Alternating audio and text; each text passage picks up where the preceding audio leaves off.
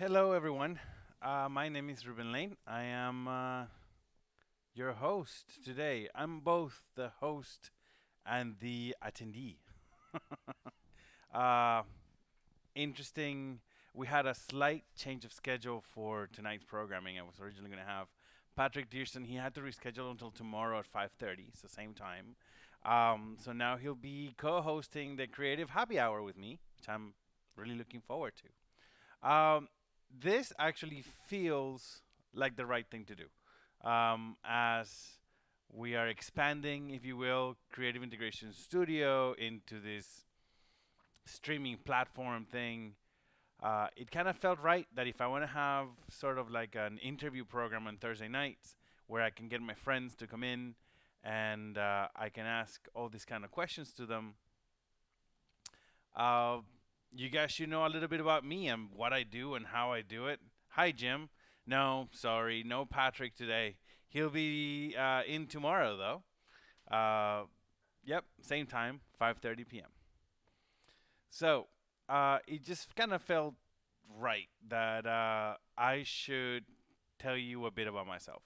Uh, my name is Ruben Lane, as I said. I'm originally from Venezuela. I came here in '99, and really I've never gone back for a variety of reasons. Not that that matters that much. Um, I started in the theatrical world doing lighting. I My first console was something that I can't remember what it was, but I had to.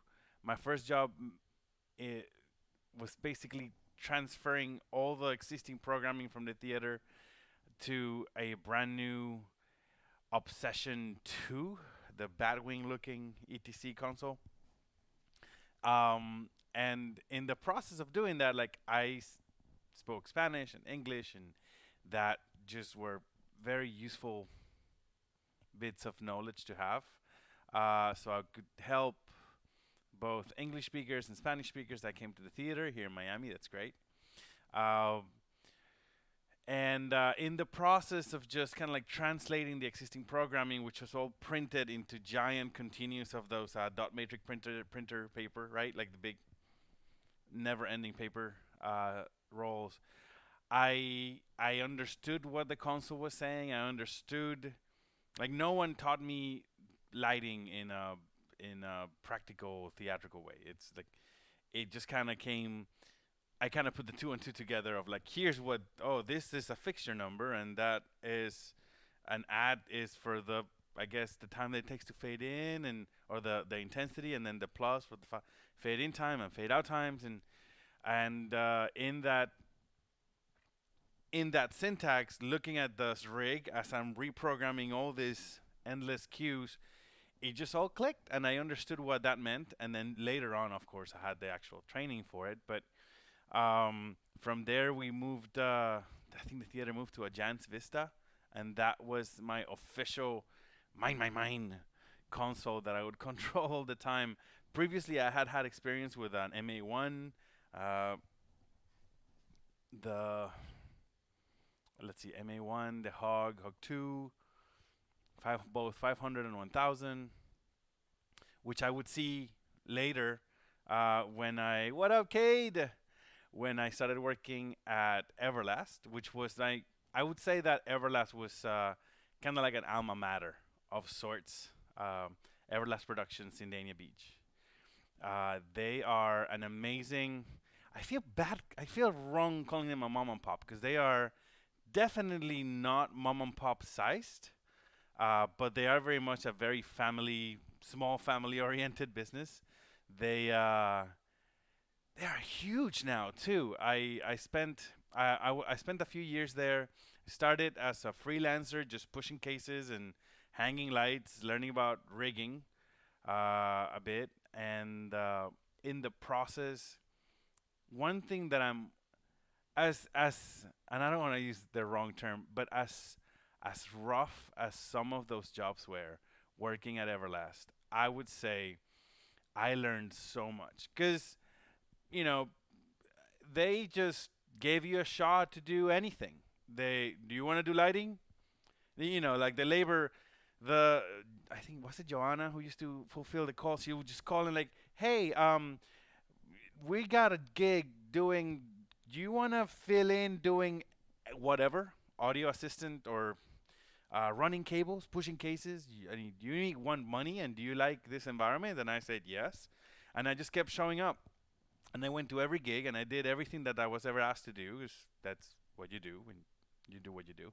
And I learned so much. I learned about rigging, and I was a ground rigging for a minute. And little by little, I would get on the bucket with the guys and learn how to set up the points. And little, not that I would ever call myself a rigger, and that I would, you know, there is a big bunch of training that goes with that. But I remember Mike D one say like, "Hey man, so you set up a couple points today. Do you feel good going home tonight and knowing that tomorrow there's going to be a few thousand people underneath that rigging point?"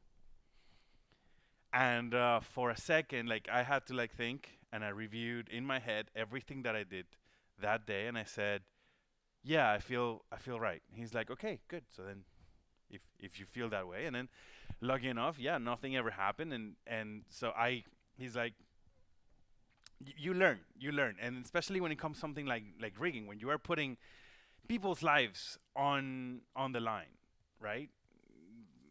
People like to make fun of things like, "Oh, riggers are this or that," but in the reality is that they do a lot of very dangerous work, not just for themselves, but for the people who come to the shows.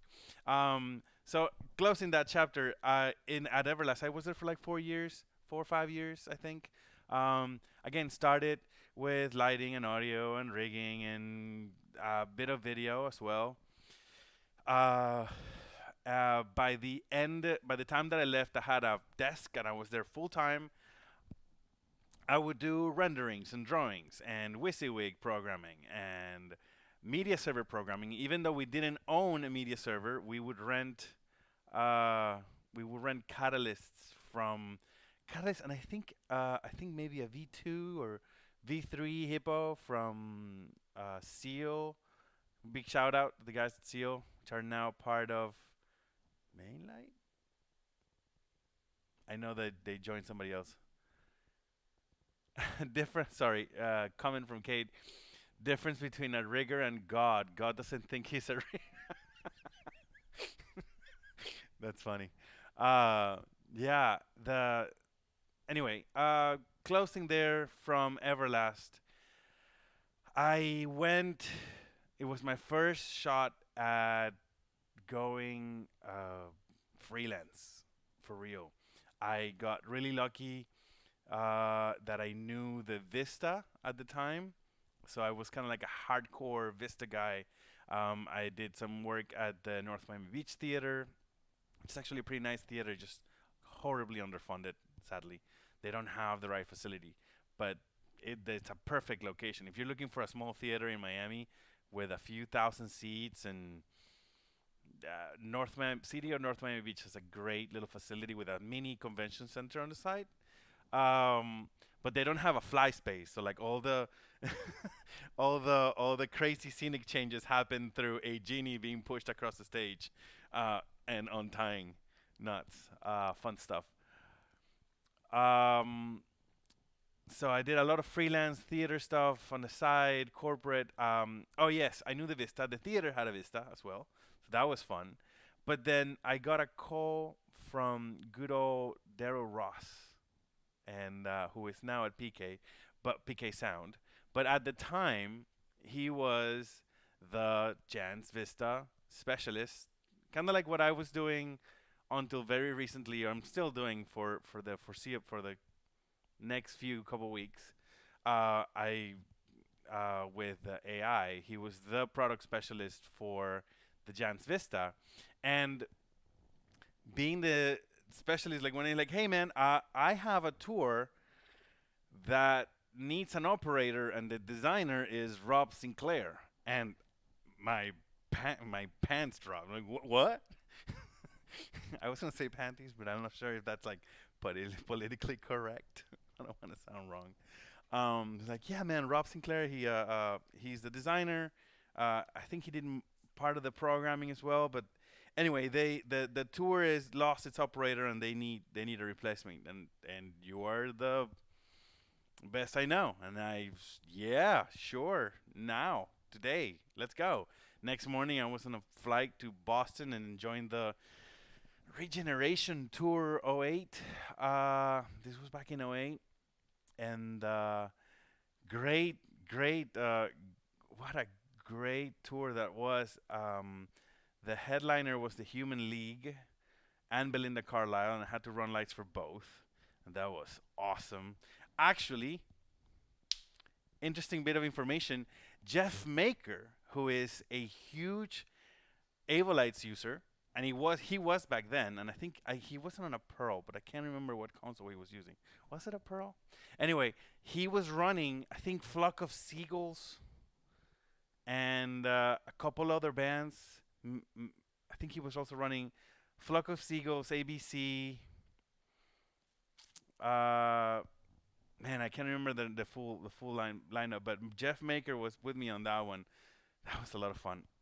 Um, right. So couple other tours that I did for a bit. Then shortly after, I had a run-in with a company and person very well known in Miami, whose name I will not say. Uh, Maybe, yeah, yeah. No, I can't remember, Kate, for sure. It was definitely bigger than a Pearl, but it was a vintage console. Yeah. Um. Anyway, huge detour there. Myself going back to that. Hmm. Did a bunch of touring. We started working for everyone and anyone. So like all the big freelance tour companies. So PRG, uh, shit, everyone. Upstaging. Who else was around there? I don't know. Did that whole thing for a couple years, and then I'm like, oh man, I'm really enjoying freelancing, but I know that I could do less and get paid more, and so I started trying to freelance at home and do the whole. What if I just build WYSIWYG files and maybe plots and got really good as an electrician so that I could really know how to wire, like properly document and track and all these things on WYSIWYG on paperwork. Got that going on, and I um, I had, through some luck, and I'd say huge luck, um, a run-in with. I'm skipping bunch of stuff here, but um I had a huge run-in with. Man, I don't want to talk about that time with Nick, but I worked for about a year with Nick Asunto here in Miami. I can hear people laughing like, what the fuck? That was an interesting experience, and then from there, um, I spent like 2 years working at Univision, and that was by far one of the most prolific times in my career. Just working TV money, which is great money, in a great company at Univision that had every type of show you could want. So it was great TV experience, which was a department that I didn't have until then. Uh, Very happy, great hours, uh, s- typical TV. So sometimes great hours, sometimes horrible, abusive, soul crunching hours. Um, but I got to meet a lot of interesting people like George Estrada in there and Aaron, who is now actually at Seal, even though Seal is not Seal anymore. Mike Swan as a rigger, great rigger. Man, just a whole bunch of crazy people over there.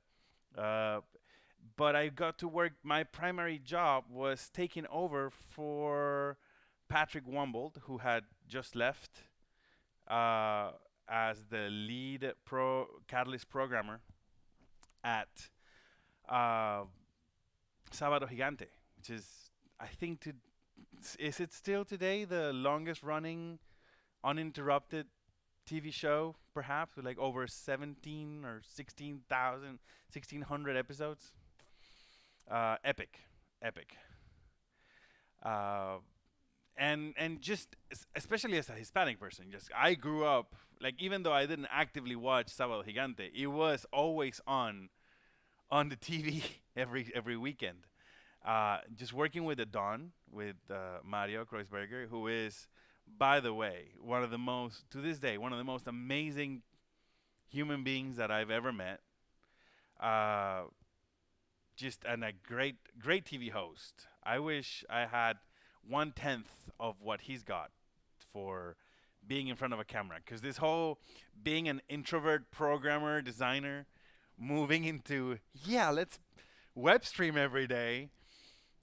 It's a very interesting transition. I need to figure out a way to like look at the camera. How can I fix this? Hold on. Again, growing pains. I think if I put this, yeah, I think this is gonna be better. Less looking that way, more looking that way.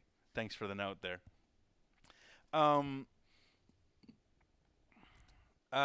Again, spent a few years. It was great because everything from supermarkets. So I was gonna say supermarket sweets, but from contest shows to uh, variety shows, morning shows, the news, sports shows, you name it. We did everything in those four studios, load shows in and out every day, every week. It was amazing, great bit of experience.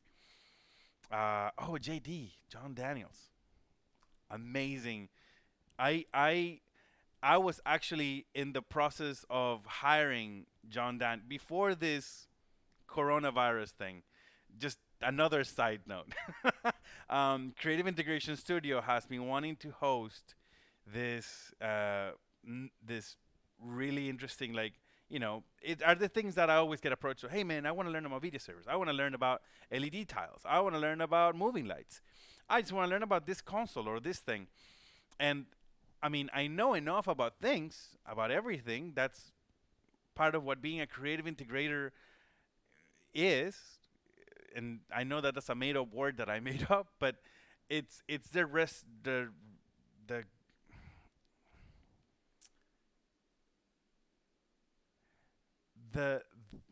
man, how do I put that together? Basically, I've learned all these crazy things across a 20-year history that and I can't call myself a designer because I do okay, but I don't I look at folks like Rob Sinclair or um, even Scott Chmielewski, who's an amazing programmer. I think he's one of the best programmers in the world. Just the way that he processes information and creatively programs. Like he's programming, but he is designing looks at the same time, and that is a skill that few have. Patrick, again, great. Patrick Dearson, great designer. Um, Man, I seen designs by Aaron Altmark, and there are people who design, there are people who program, there are people who do both. I can design. I don't think I'm great at it. I can definitely program. Uh, I have my personal insecurities about it. If we're gonna be very honest. I think that just comes with the territory of us considering what we do on art. Uh, but I am a really strong tech, and I take huge pride on what I do as a tech. The programming, the setting up a media server, or just cleverly integrating a media server into an installation.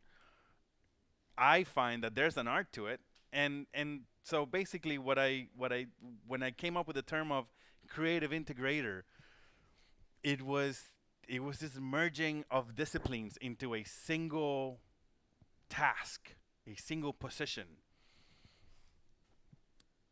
And I that's where I found my happy spot.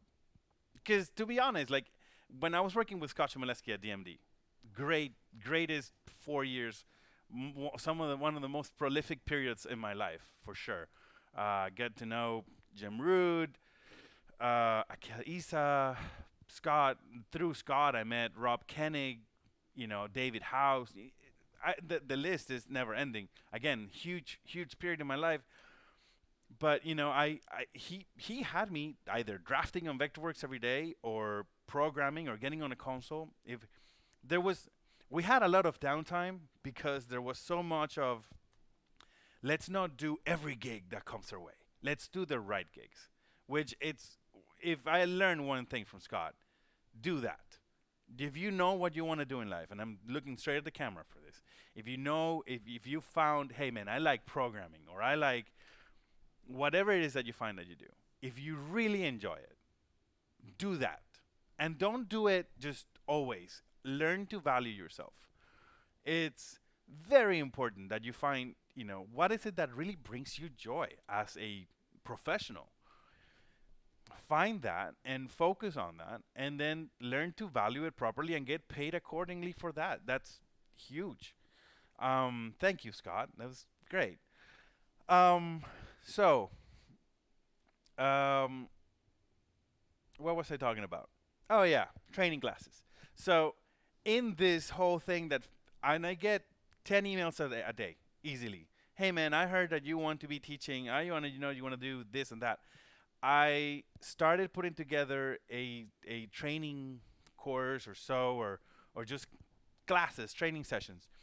And one of them, I wanted to rent out the theater that I was telling you about in North Miami, uh, and get JD, John Daniels, to come over and teach the art of, it is an art. The way that he lights and he flattens out fields and gets perfect TV lighting every time. I'm sorry. The man can focus an entire TV rig like no one I've ever known. Him and Rene, whom I also met at Univision. Uh, them two, man, amazing lighting directors, lighting designers. And I wanted to, hey, JD, I want you to come over and come and teach this class and put 20 kids that want to learn about how to properly light for TV and broadcasting, myself included, get freshened up because the industry changes, the tools change, everything changes, and I really wanted to get him in here, and then this thing happened. But yeah, my my goal for the past couple of years, as I've been the last since what 2000 since I left DMD, so since 2017, I think I became the trainer and support person for Avolites AI media servers in the States and Latin America unofficially, whatever. Um, and I wanted, hmm, um, I got a real feeling for this whole training thing because you go into, sometimes we go into big cities like LA, New York, New Jersey, like, you know, Nashville, Knoxville, and you host a class, and there's a full room of guys, and guys and girls, of course, ladies, uh, and man, they show up. They're always so happy, and man, we're here to learn, and I know that Avolites of everyone has made it really affordable because to come and learn because not only they're not just hosting training classes in you know this city or that city where we have our office. No, we literally have a tour kit. It was like touring. You have we have what is it 4 5 giant 4 feet like truck pack cases filled with gear plus a bunch of consoles, and we currently, I mean, Kate and I, well, up until now, up until the Corona thing, we were like, where are we going next? We were putting together the 2020 training schedule and tour and doing the logistics of like hitting the major shows and doing all this training nationwide.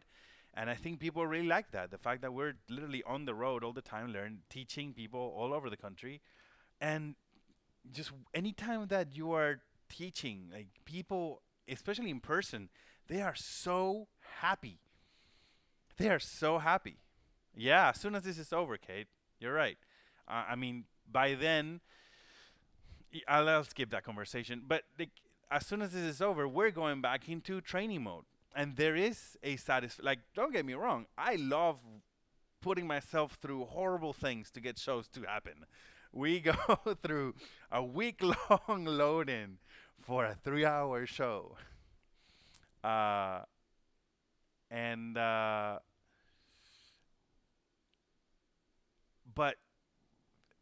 there's this giant stakes thing where, like, you put together a show, you run a festival, and you walk away, and everyone's always happy. We did the best that we could. The execution was, however, we had fun. We get to see all our friends, and that is always satisfying to me. But going out and teaching classes and getting that one-on-one experience with folks who are really hungry for knowledge, it is extremely satisfying.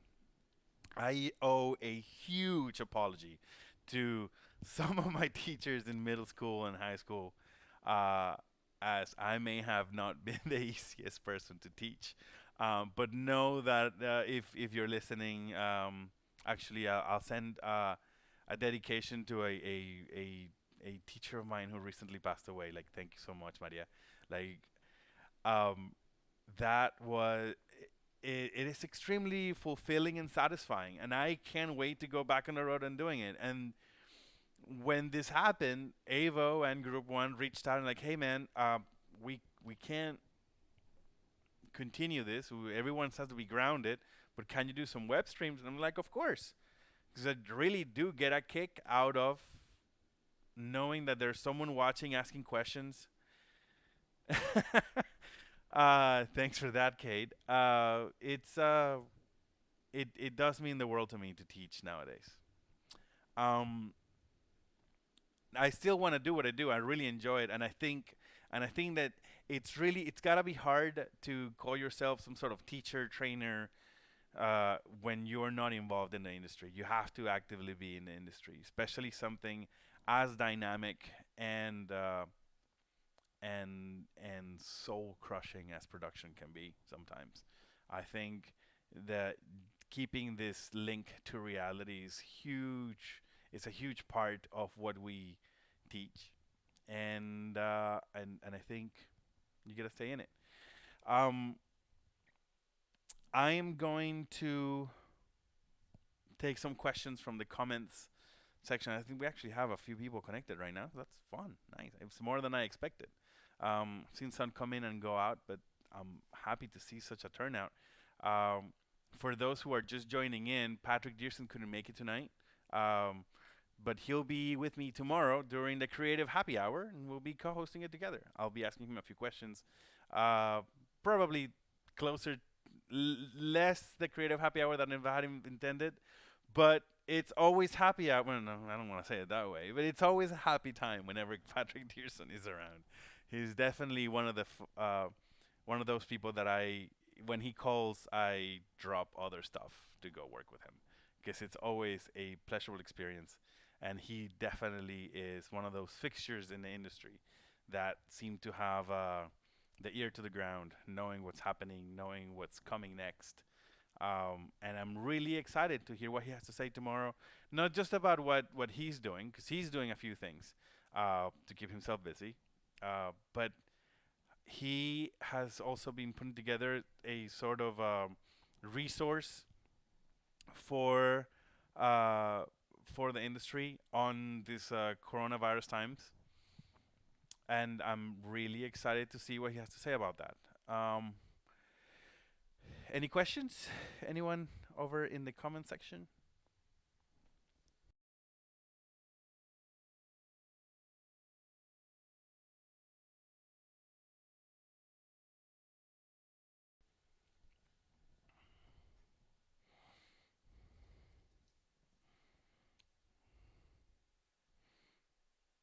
I'm getting a request to do the pivot questionnaire. I think that's an awkward thing to do when you don't have a co-host or a guest.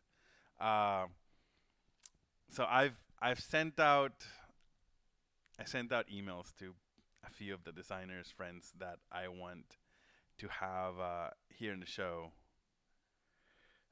uh, and I've pretty much told everyone that, like, hey, I've always been a huge James Lipton fan. I love the Inside the Actor Studio, and I'll expect to close the interview or close this experience with the 10 questions. Yeah, I'm not. it's just weird to have it without someone interviewing asking the question. But uh, maybe next time.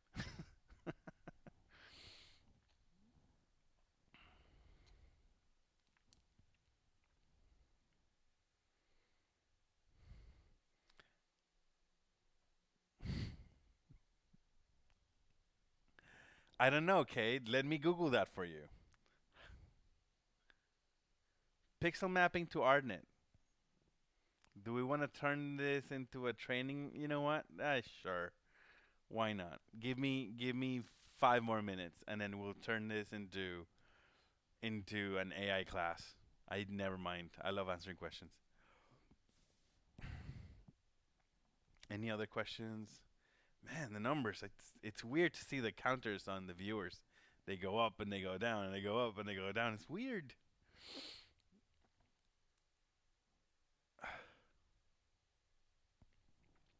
Here, I'll get AI started in the meantime while that's going on.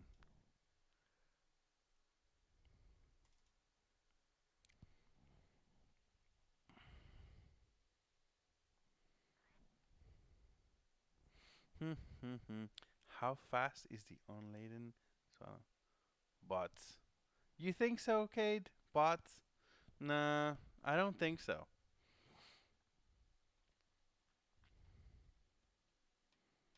I'll tell you what is bots.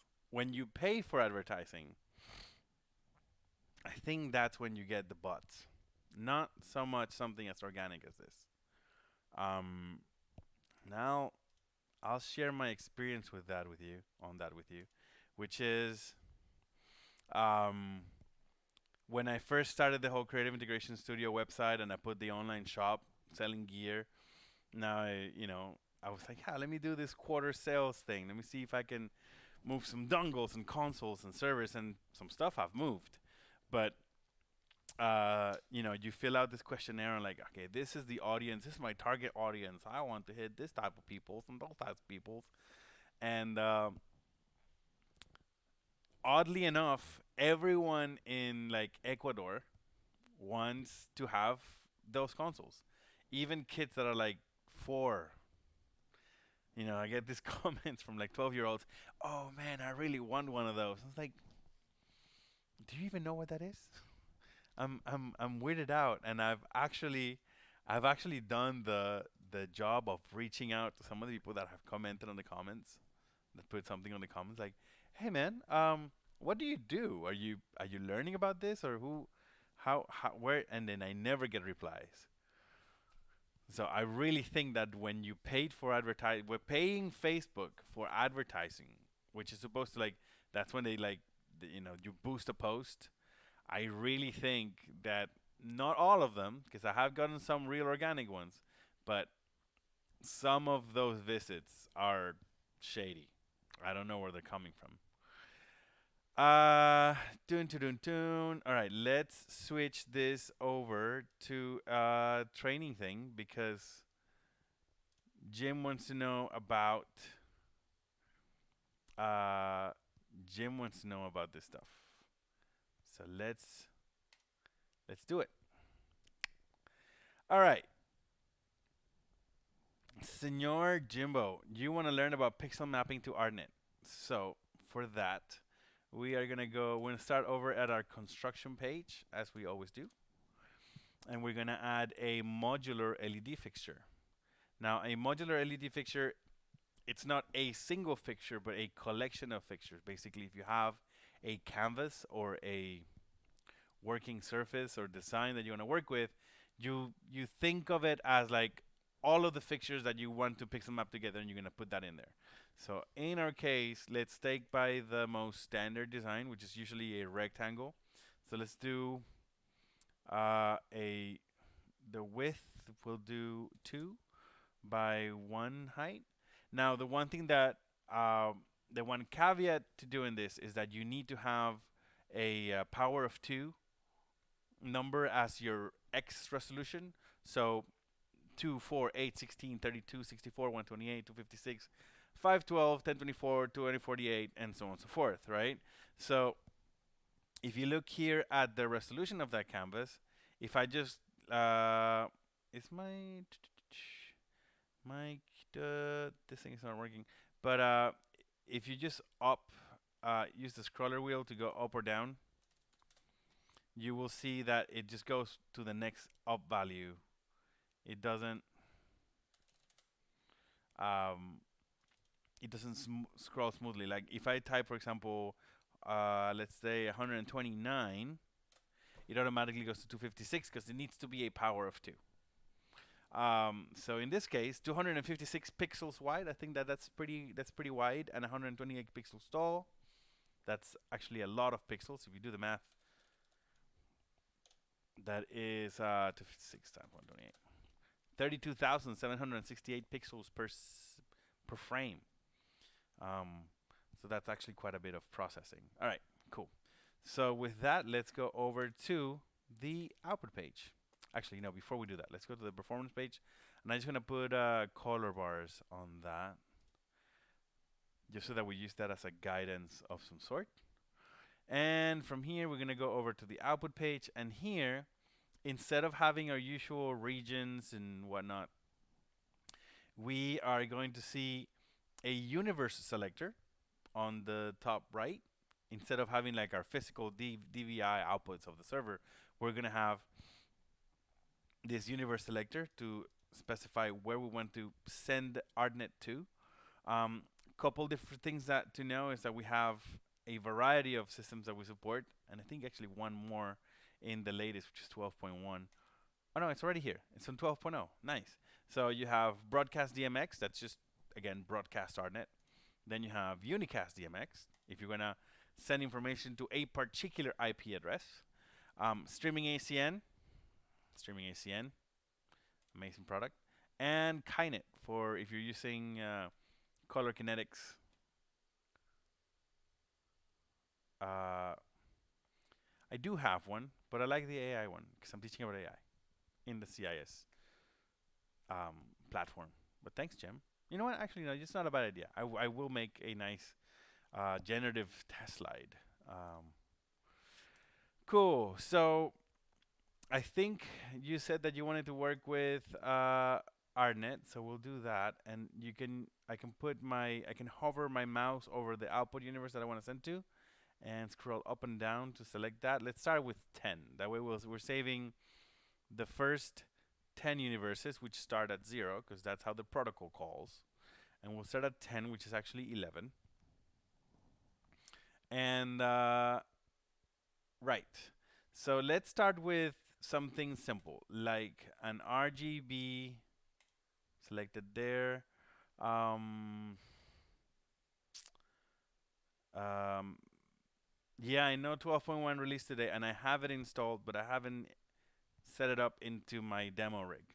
So I've been testing it for the most of the afternoon, but until it's 100%. I don't want to record myself crashing a software. Still stress testing it. It's actually running on that machine over there.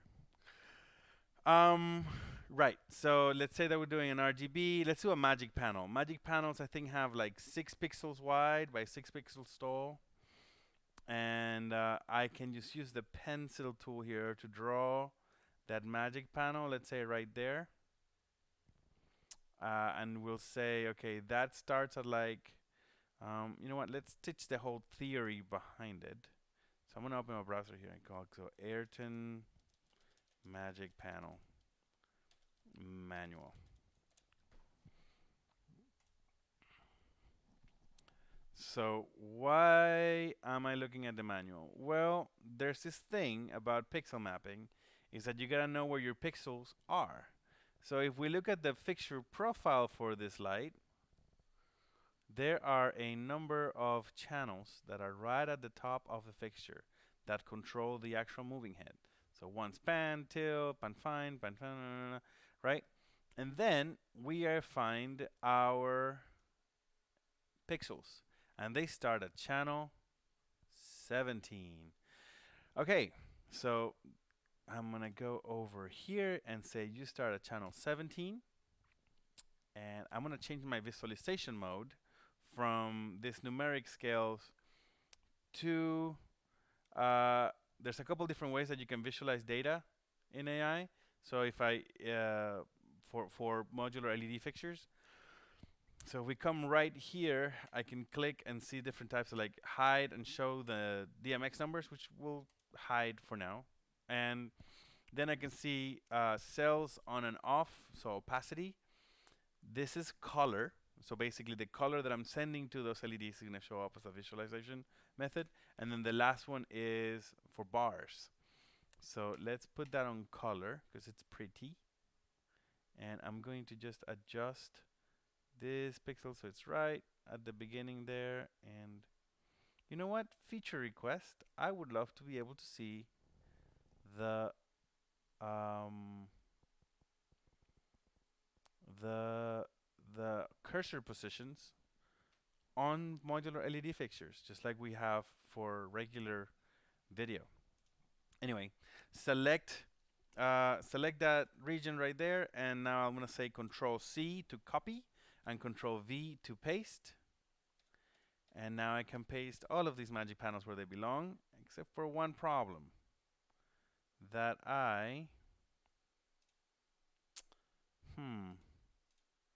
here's the thing.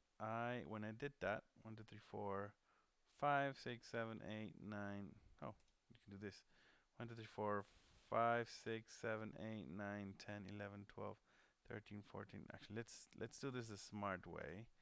See if it does it the way that I expect it to. I'm gonna select all of these guys. Go bye bye. Control C to copy. Control V to paste. Now I should be able to say an offset by putting this in like the next available channel, even though really I need 16 channels in between that. So like, let's say that's like this many. 1, 2, 3, 4. It's actually like 140, I think. And now I should be able to control copy, control paste. No. Basically, you need to be able to save the offset of how many DMX channels in between those fixtures. That's in this case because it's a multi-part fixture, so you can't. There are tricks to this. Hold on, we're gonna get there, Jim. I know where you're getting. Like, oh, taking too long. It's an easier way. In your case, I know because we spoke earlier today, and I know what you're trying to do. But hold on, let me get there. Let me get there. I know. I can hear you. I can totally hear you right now. All right, Ruben, you're taking too long. So I'm gonna delete these few fixtures here for a second, and just gonna go ahead and take this over to the AI logo here for now, or actually right here. So here you can see that I have green pixel, green pixel, green pixel, magenta, magenta, magenta, green, green, green, magenta, right? And then scales of gray in those pixels. So I can change the order in which those pixels are ordered. So for example, the most default one is left to right this way, but I could also put them on. Actually, if we just split it like halfway through those two colors, might be the easiest and best example. So right now it's like green, green, green, magenta, magenta, magenta, green, green, green, right? But let's change it to say vertical, top to bottom, and now it's like green, green, green, green, green, green, green, green, green, magenta, magenta, magenta, magenta, magenta, magenta. And just like that, you have, snake, which is when you continuously go versus just going line by line. Snake vertical, snake horizontal. Every option you can imagine, it's there. That is when you have a multi-part fixture. Now, however, if you're working with something like what was the name of that fixture? I'm sorry, I have horrible memory. I know what you wanted to do, but I can't remember. It's like, let's do like a magic eye. Magic eye lighting fixture. Is that an elation thing? I can't remember now. No. Was that high end? Intellipix. Thank you. Intellipix.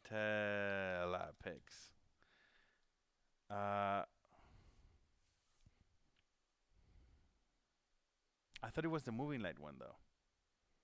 Intellipix R.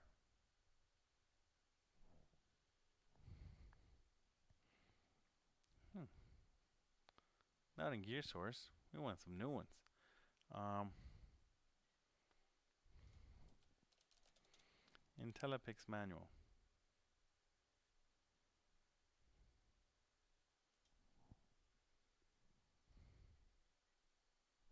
Is this the one, Jim?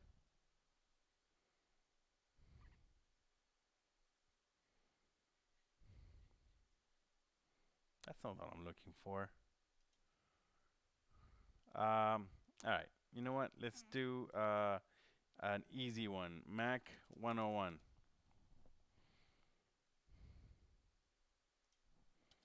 Manual. Okay. So, why have I chosen the 101? Because much like uh, much like any other fixture that it's a moving light that has RGB controls, it has a number of channels that are used for controlling the actual head.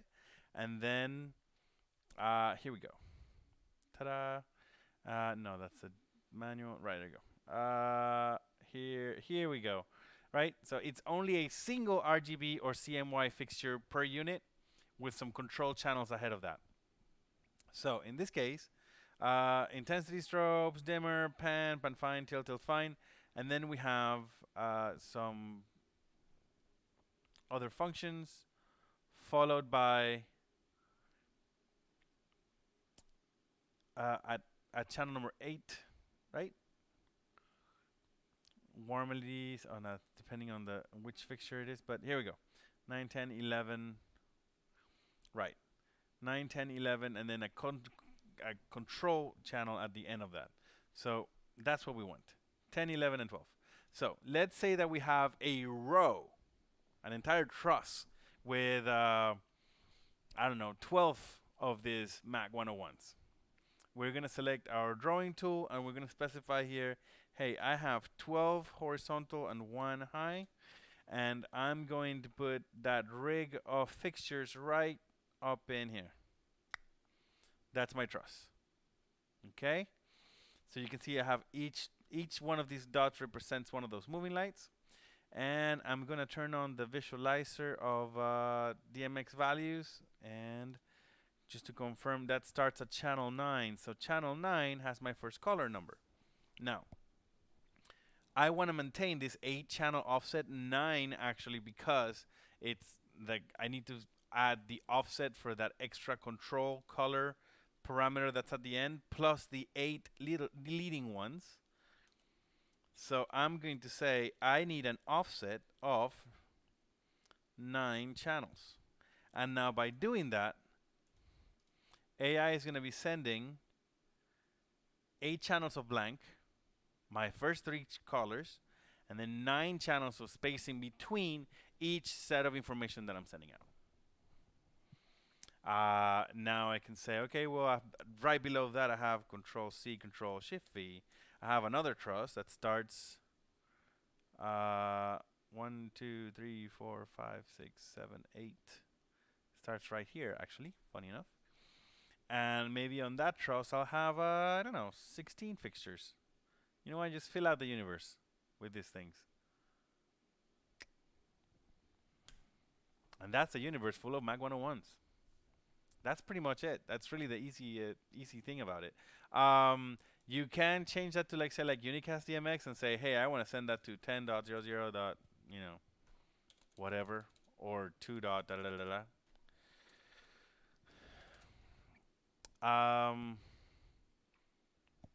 Yeah, easy peasy. Easy peasy pixel maps. Easy peasy. Ooh, that's a tongue twister. Easy. How many pixels could you pixel map if you pixel map pixels? If you pixel mapper could map what? How many pixels could a pixel mapper map if a pixel mapper could map pixels?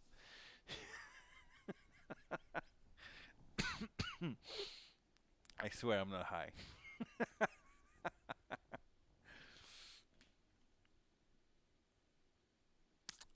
Any questions? Further questions on that?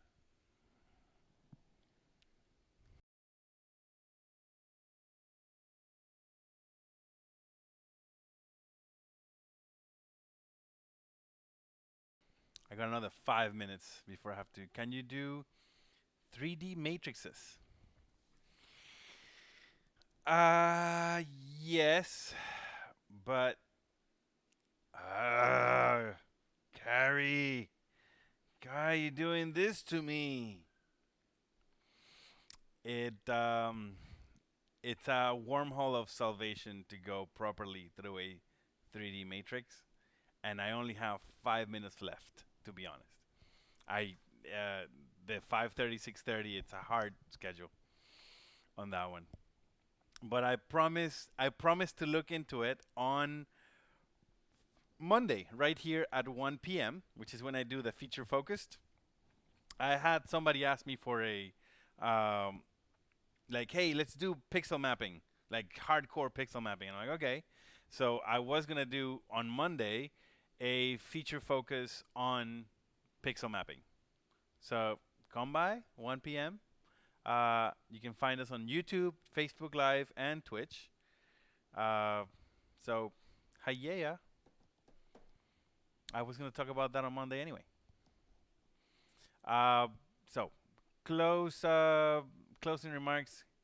Can you map to a 3D mesh? Yeah, because the mesh is the mesh. So however you put it in there, it's you're just sending. Are you talking about video mesh or DMX mesh? Because there's a slight difference on that. The short answer is always yes. It's just how the workflow for either one. It's always fun as well. Yeah, same thing. I will cover that on Monday. We'll go a deep dive, deep dive on pixel mapping because I'm even gonna teach how to create your own um, mapping arrays. So if you have like a custom 2D plane that moves through a 3D space, now you got me. This is one thing that I think they're working on it because there's a special feature request from another manufacturer that they're doing a partnership with, but I'm not sure when that's going to be available. I will say if that's what you're trying to do, the best product to do that with will definitely be Matrix. 100%. It's just what they do. Volumetric LEDs, if you really want to have something versatile and easy to use, Matrix is the one. I'm not here to like blow smoke up anyone's behind. The best pixel mapping software for 3D volumetric mapping, Matrix. It's more like the only one, to be honest. Like you could do it on Touch Designer and you can do it on a couple other things, but is it worth it? No. Matrix just does it as it you go through a wizard. In 5 minutes, it's done. I have another random thing. You know that multi-view you have. I want to be able to send TCP commands from AI to that. It's kicking my butt. I don't see why it would be kicking your butt, Patrick, of all people. But all you need to do is open your stage patch, right click, insert module. Under network, there is a TCP client and server. So in your case, I think you need a client. Hey now. Hey now, you, mister. Uh, so, what is the IP for mine? I forget. So let's find out. Connect. And if I go to IP config, there's the IP address for my thing. And let's put it where I'm not gonna stop looking at it. 192.168.192.168.168. And then what's the port? Ha, no clue. Oh, 5001. Oh, 192.168.1. 101. 5001. 5.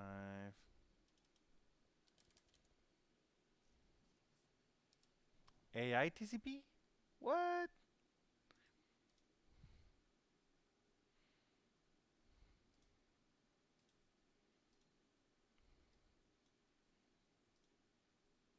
Oh, this one's even easier. Because I think. Whoa.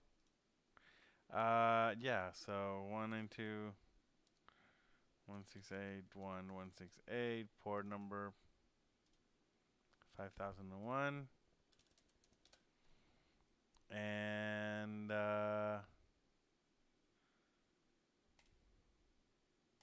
you specify if that IP is going to be the server or the client.